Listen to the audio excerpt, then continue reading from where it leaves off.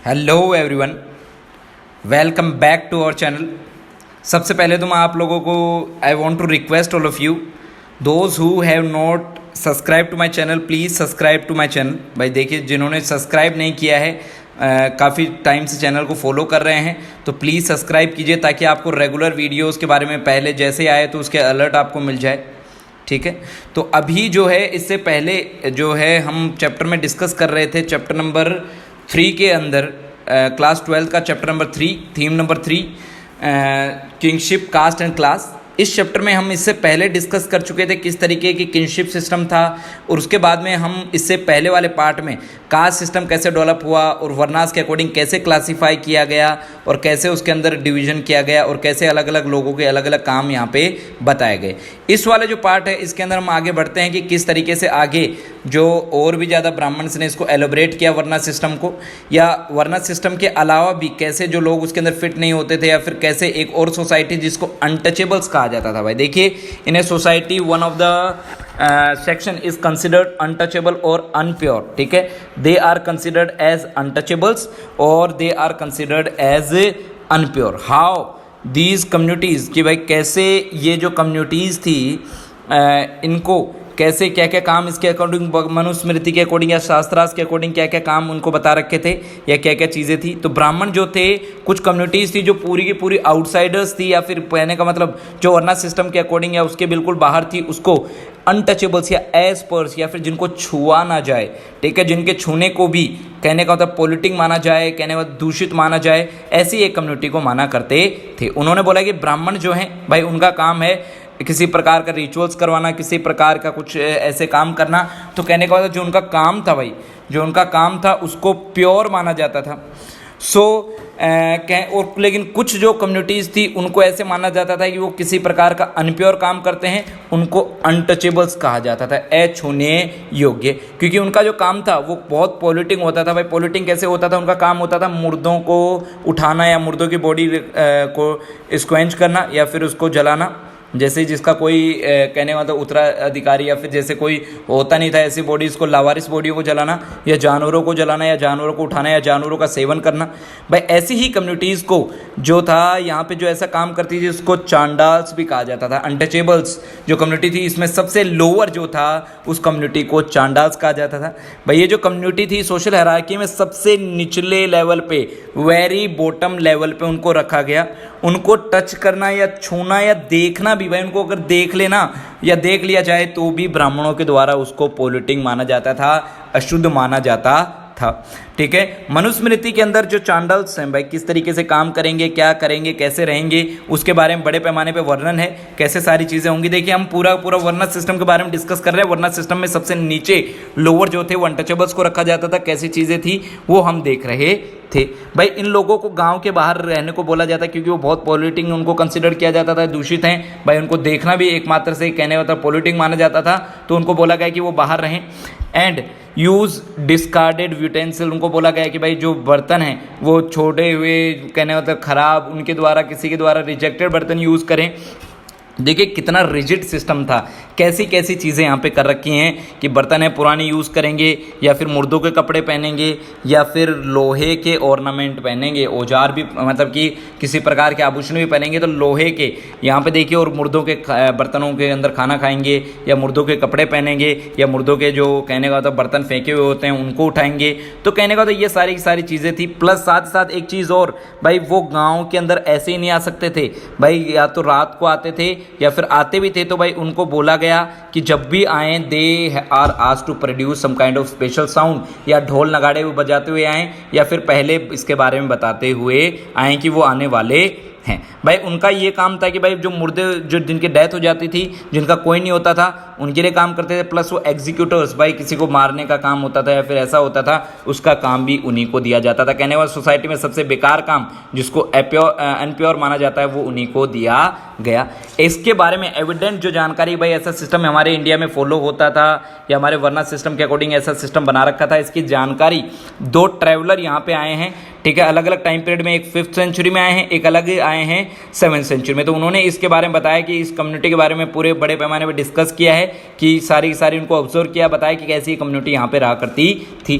फाजियान जो थे वो इंडिया के अंदर 5th सेंचुरी में आए, फाजियान, ठीक है, चाइना से आए। उन्होंने अनटचेबल्स के बारे में कहा कि भाई वो लोग साउंडेड क्लैपर्स, भाई वो ताली बजाते हुए आते थे और जब भी गांव आते थे so the people could avoid the site, कहने तो उनको देखना योग्य भी भाई किसी प्रकार का अशुद्ध माना जाता था, तो इसलिए उनको बोला जाता था कि भाई लोगों को ना दिखे, इसके लिए वो ताली वाली बजाते हुए, ऐसा फाजियान ने कहा। ऐसे एक और ट्रैवलर थे जिनका नाम था जुआन ज़ैंग, भाई जुआन ज़ैंग भी 7th सेंचुरी के अंदर इंडिया आए और उन्होंने देखा कि भाई किस तरीके से यहाँ पे जो चांडाल कम्युनिटी उनको कहा जाता है, भाई कैसे उनको एक्जिनर्स का काम दिया गया है, कैसे लोगों को मारने का या फिर उसको स्क्वेंच करने का, भाई कैसे एक कम्युनिटी थी जो बाहर रहती थी, स्क्वेंचर्स का काम करती थी या एग्जीक्यूशनर्स का काम किया करती थी, कैसे उन्होंने उसके बारे में बताया।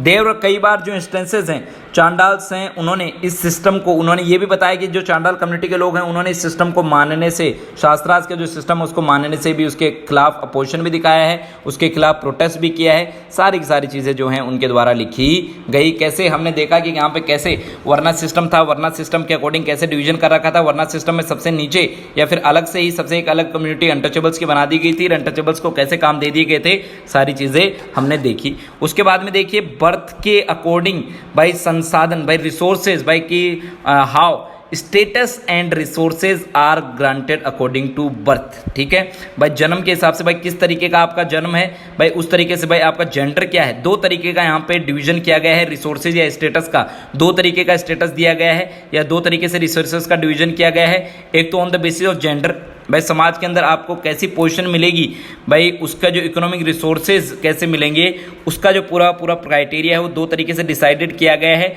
एक तो on the basis of gender कि आपका जेंडर क्या है, उसके अकॉर्डिंग आपको रिसोर्सेज का, कहने का मतलब हैंडलिंग या फिर रिसोर्सेज को आपको मिलेंगे, कैसे मिलेंगे, क्या चीज़ें होंगी, वो सारी चीज़ें होंगी ऑन द बेसिस ऑफ वर्नास, वर्नास के अकॉर्डिंग रिसोर्सेज के कैसे राइट है, क्या रिसोर्सेज होंगे, किस तरीके का काम होगा, वो सारी चीज़ें की गई हैं। तो देखते हैं कैसे जो जेंडर है उसके अकॉर्डिंग प्रॉपर्टी या फिर कहने का जेंडर के अकॉर्डिंग जो रिसोर्सेज हैं उनका कहने का स्टेटस है उसको कैसे यहाँ पे दिया गया है, कैसे किसको ज़्यादा अधिकार दिया गया है, किसको नहीं दिया गया।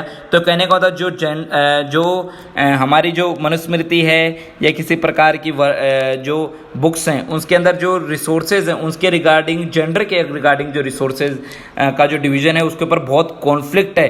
भाई मनुस्मृति के अकॉर्डिंग क्या है, विमेंस वर नॉट एलिजिबल, सीधा का सीधा बोल दिया गया कि महिलाएं जो हैं वो किसी प्रकार का शेयर अपनी पेरेंटल प्रॉपर्टी में नहीं रख सकती। पेरेंटल मतलब अपने पिता की प्रॉपर्टी में। देखिए भाई महिलाएं अपने घर के अंदर उनका बर्थ हुआ, बर्थ के बाद में उनके जो मैरिज है उसके बाद में वो मैरिज करके दूसरे घर चली जाएं, उसके बाद में जो पीछे प्रॉपर्टी उनके फादर की उसके ऊपर कोई अधिकार नहीं। लेकिन आज आप देखते हैं कि भाई जो हमारे यहाँ पे विमेंस हैं उनका जो फादर की प्रॉपर्टी है उसके अंदर इक्वल राइट होता है, but moral on the moral grounds वो यहाँ पे छोड़ देती हैं। क्यों? क्योंकि उसी समय ऐसा सिस्टम था कि भाई महिलाओं का कोई अधिकार नहीं था और वो भी सिस्टम आज भी ऐसे ही फॉलो होता आ रहा है।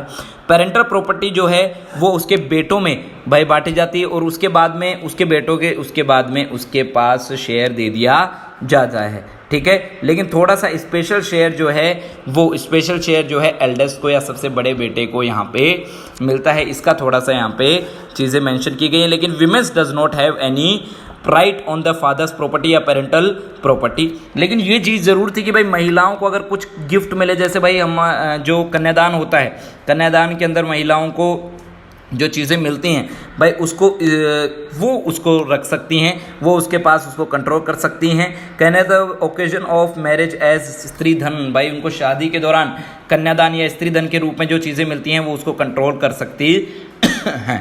उसके बाद में जो उनको इनहर्ट करने का या फिर जिसके उसके ऊपर अधिकार होगा उसके बच्चों का होगा, without the husband having claim on it, उसके हस्बैंड का उसके ऊपर कोई क्लेम नहीं होगा। क्लेम होगा तो उसके बच्चों का जो प्रॉपर्टी उसको मिली या किसी प्रकार का गिफ्ट उसको मिला वो महिला के बाद में उसके बच्चों के पास होगा, उसके हस्बैंड के पास नहीं होगा। मनुस्मृति में बड़े पैमाने पे इसके बारे में लिखा गया है। मनुस्मृति वो विमेंस वर नॉट, उसी के अंदर बताया गया कि महिलाओं को ये भी बोला गया कि महिलाएं जो हैं किसी प्रकार की प्रॉपर्टी को होल्ड नहीं करेंगी, ना ही किसी प्रकार के वैल्यूबल्स को इकट्ठा करेंगी, अपने पास रखेंगी, पैसे वैसे धन इकट्ठा करेंगी। विमेन जो हैं भाई उनको बोला गया किसी प्रकार की सेविंग्स वो बिना हस्बैंड के परमिशन के नहीं करेंगी, कोई भी चीज़ नहीं छुपाएंगी, हस्बैंड को सारी चीज़ें देंगी, उन्हीं का उसके ऊपर अधिकार होगा। बहुत सारी हमारी जो एपिग्राफिक है टेक्सचुअल जो एविडेंसेस हैं वो बताते हैं कि थोड़ा सा यहाँ पे अपर क्लास के अंदर जैसे प्रभावती जो गुप्ता थी भाई उनका यहाँ पे एक्सेप्शन मिला है, प्लस जो अपर क्लास वुमेन्स है उनका एसेस था जो रिसोर्सेज के ऊपर या उनका स्टेटस थोड़ा हाई था, कहने का मतलब रिसोर्सेज लैंड कैटल के ऊपर उन्होंने बड़े पैमाने पर उसके ऊपर कंट्रोल किया है। Money generally control by man, कहने का मतलब पैसा वैसा जो था महिलाओं के पास, कहने का मतलब रिसोर्सेज का कंट्रोल था अपर क्लास वुमेन, लेकिन ज़्यादातर जो कंट्रोल था वो मैन के पास या पुरुष के पास ही हुआ करता था। तो हमने देखा रिसोर्सेज का कंट्रोल सोसाइटी में कैसा दे रखा था, किस तरीके से हुआ, ठीक है। उसके बाद में अब देखते हैं कि भाई किस तरीके का यहाँ पे आगे देखें कि किस तरीके की वर्ना सिस्टम के अकॉर्डिंग जो प्रॉपर्टी है या फिर उसके ऊपर लोगों का किस तरीके से अधिकार है। अकॉर्डिंग टू ब्राह्मिकल टैक्स, जो ब्राह्मिकल टैक्स हैं उसके अकॉर्डिंग अलग अलग लोगों के अलग अलग काम बता दिए गए हैं। जो शूद्राज हैं उनका सीधा का सीधा काम दे दिया गया है कि आप तो बस आपका काम है सिर्फ और सिर्फ तीनों जो वर्नाज हैं उनके लोगों को सर्विसेज प्रोवाइड करना, बाकी तीनों जो और अलग अलग हैं उनको अलग अलग ऑक्यूपेशन अलग अलग काम दिए गए हैं। और सबसे the wealthiest people who could have been Brahmanas, भाई या तो ज़्यादातर जो अमीर रहे इसमें रहेंगे या फिर सबसे ज़्यादा जो पैसा उनके पास रहेगा वो क्षत्रिय या ब्राह्मणा के पास रहेगा या रिसोर्सेज जो होंगे उन्हीं के द्वारा कंट्रोल किए जाएंगे। बुद्धिज़्म ने जो इस तरीके का जो डिवीजन था सोसाइटी के अंदर उसको कहने का मतलब देखा है और उन्होंने इसको बताया कि ऐसा सिस्टम फॉलो होता था, पर ये उन्होंने कहा कि ये सिस्टम कोई ऐसा नहीं था, नेचुरल था या बस बन गया तो बना हुआ था, रिजिड था, इसके फ्लेक्सिबिलिटी नहीं थी, इसमें बदलाव नहीं हो सकता था।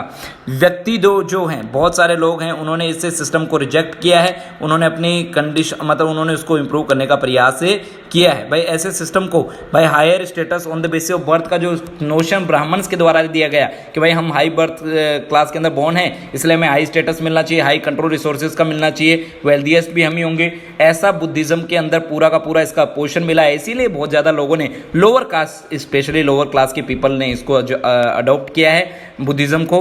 बुद्धिज्म का पीछे का कारण यही था, लेकिन ब्राह्मणाज ने अपने सिस्टम के अंदर अपने को सुपीरियर दिखाया, रिसोर्सेज का कंट्रोल भी ज़्यादातर दिखाया गया। प्लस साथ ही साथ एक चीज़ और हमें जो एविडेंसेस मिलते हैं हमारी जो बुक्स हैं या साउदर्न जो बुक्स हैं कि भाई उसके अंदर एक कॉन्सेप्ट ये भी दिया गया है कि भाई जो लोग बहुत ज़्यादा अमीर हैं या फिर जिनके पास बहुत ज़्यादा रिसोर्सेज हैं उनको बोला गया है रिसोर्सेज को होर्ड ना करके उसको लोगों के साथ शेयर करना। भाई देखिए रिसोर्सेज तो एक बराबर ही थे, लेकिन कुछ लोगों ने रिसोर्सेज जो थे वो इकट्ठा करना शुरू कर दिए।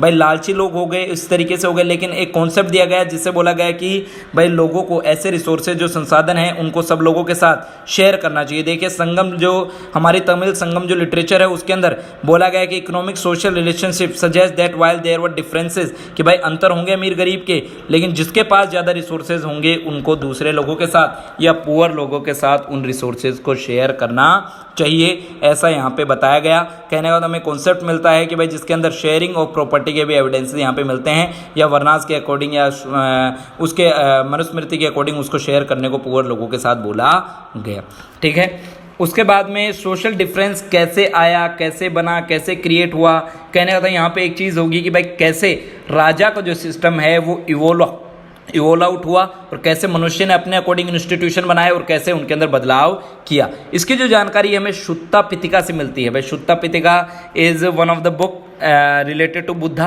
ठीक है, बुद्धिज्म के बारे में जानकारी बताती है। इस तरीके के अंदर इसमें बताया गया कैसा सिस्टम था।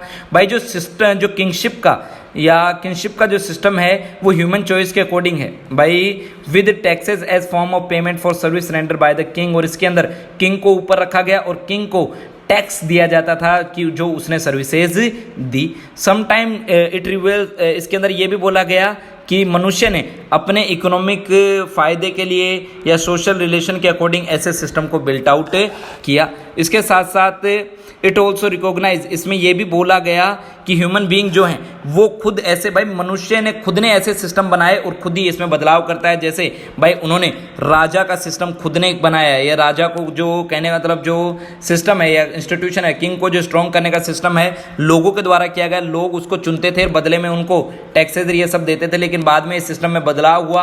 बाद में धीरे धीरे राजा पावरफुल बनने लग गए, ये सारी चीज़ें हैं। लेकिन मनुष्य ने कहने का तो डिफरेंसेस तैयार करे और अपने तरीके से किए। भाई मनुष्य ने अपने तरीके से होर्डिंग करी या सब चीज़ें इकट्ठी करी, उससे अपने आप को अमीर गरीब का फासला बनाया और कहने का मतलब अपने अकॉर्डिंग सारी चीज़ों को चेंज आउट किया। वरना सिस्टम के अकॉर्डिंग भी जो चेंजेस हुए वो मनुष्य ने करे, मनुष्य के हिसाब से हुए। और ये जो चेंजेस हैं बुद्धिज्म के अकॉर्डिंग कहने का मतलब नेचुरल नहीं है, ये चेंजेबल हैं, इनके अंदर चेंज हो सकता है, मनुष्य खुद इनके अंदर परिवर्तन कर सकता है, बदलाव कर सकता है।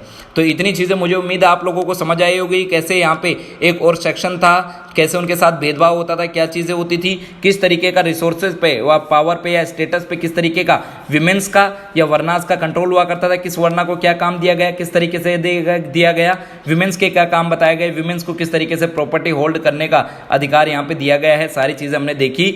आखिरी पार्ट बहुत जल्दी आने वाला है, आखिरी पार्ट के साथ ये चैप्टर खत्म हो जाएगा। मुझे उम्मीद है आप सबको ये चैप्टर समझ आया होगा, बहुत अच्छा लगा होगा।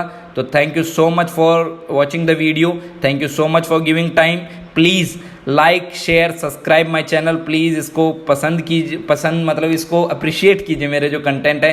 हाँ, ये ज़रूरी नहीं कि आप लोगों को पसंद आए, भाई जिसको नहीं समझ आए भाई उसको डिसलाइक भी कर सकते हैं, लेकिन जिसको पसंद आ रहा है प्लीज़ इसको लाइक करिए, चैनल को शेयर करिए, सब्सक्राइब करिए। बहुत सारे जो स्टूडेंट्स हैं वो मेरे रेगुलरली वीडियोज़ को देख रहे हैं, तो मैं आप लोगों को स्पेशली थैंक्स करना चाहूँगा जो वीडियोज़ को देख रहे हैं। प्लस मैं भी आपके लिए बहुत मेहनत कर रहा हूँ, ऐसे मेहनत करता रहूँगा। Thank you so much for watching video. Thank you.